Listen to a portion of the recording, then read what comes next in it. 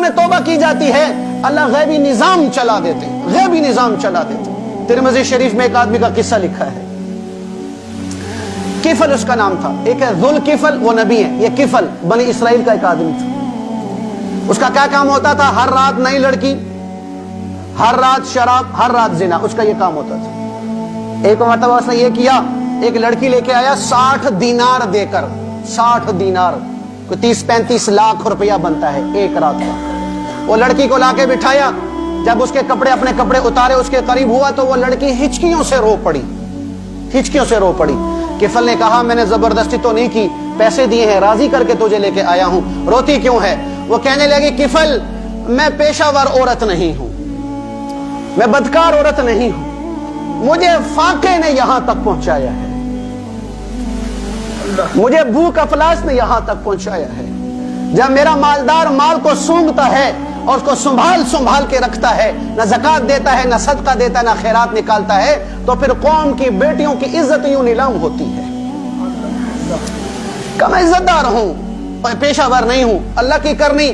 کفل کے دل پہ یہ بات اثر کی، کہا جا میری بہن، تجھے پیسے بھی مبارک، عزت بھی مبارک، جا چلی جا، میں بڑا گندا انسان ہوں، میرے لیے معافی کا دعا کر دینا، توبہ کی دعا کر دینا، میں بھی اللہ سے توبہ کرتا ہوں۔ یہ توبہ کی، عورت چلی گئی، تھوڑے ہی لمحے گزرے تھے کہ کفل مر گیا، کفل مر گیا۔ اب اللہ نے کیا نظام چلایا؟ اللہ نے وہ نظام اس لیے چلایا کہ یہ گندا ترین آدمی تھا، اگر اللہ یہ نظام نہ چلاتا تو اس کا جنازہ پڑھنے کے لیے کوئی نہ آتا، اس کو یوں ہی جو ہے وہ کیڑوں مکوڑوں کی خوراک بنا کے چھوڑ دیا جاتا۔ اگر اللہ نظام نہ اللہ نے کیا نظام چلایا؟ واہ میرے رب! صبح ہوئی، لوگوں نے کفل کے دروازے پہ عربی سے نورانی سطروں میں لکھا ہوا دیکھا، ان اللہ قد غفر للکفل، لوگوں اللہ نے کفل کو معاف کر دیا ہے، اللہ نے کفل کی بخشش کر دی ہے، اللہ اس کے سارے گناہ معاف کر دیے ہیں۔ اب وہ میرا دشمن ہو کے نہیں مرا ہے، میرا دوست ہو کے مرا ہے، میرے مخالف ہو کے نہیں مرا، مجھ سے صلح کر کے مرا ہے۔ جاؤ اس کے کفن دفن کا بندوبست کرو، اس کا جنازہ پڑھو، اس کو ایسا نہیں چھوڑ دینا۔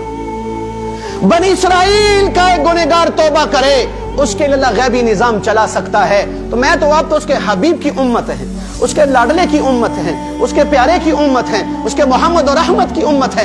اللہ ہماری توبہ پر ہمارے لیے غیب کا نظام کیوں نہیں چلائے گا؟